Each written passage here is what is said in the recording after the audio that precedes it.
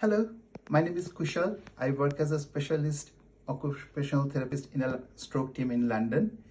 I've been working for the last 7 years. I've seen quite a lot of few people who had a stroke, and I'm just sharing my experience from that.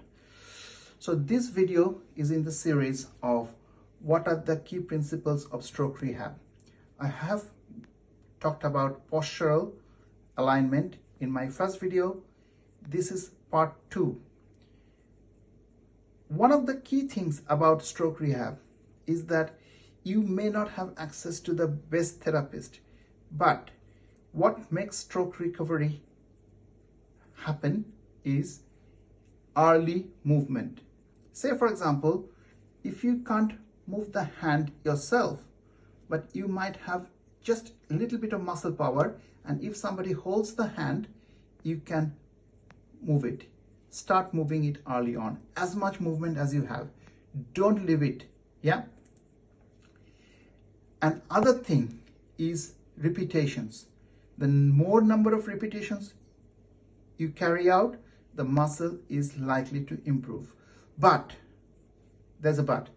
After stroke, tiredness or fatigue, muscle fatigue, your whole body would not fatigue, but if you are working on a particular part of the body, say for example wrist, if you are doing wrist movements, quite a few, the wrist will tire out.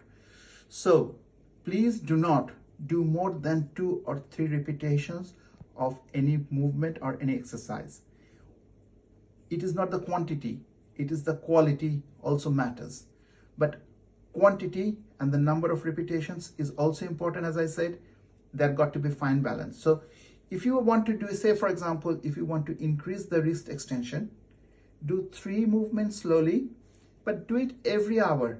So over the day, in 10 hours, you're doing 30 movements, but that will be the most effective way. Instead of doing 10 3 times, do 3 10 times. This is the key principle of stroke rehab. Number 1 is early mobilization. Number 2 is the intensity and repetition. I hope it makes sense. If you have any questions, please don't hesitate to contact me. Put your chat on the chat. Put your questions on the chat, and I hope it helps you, and wish you all the best.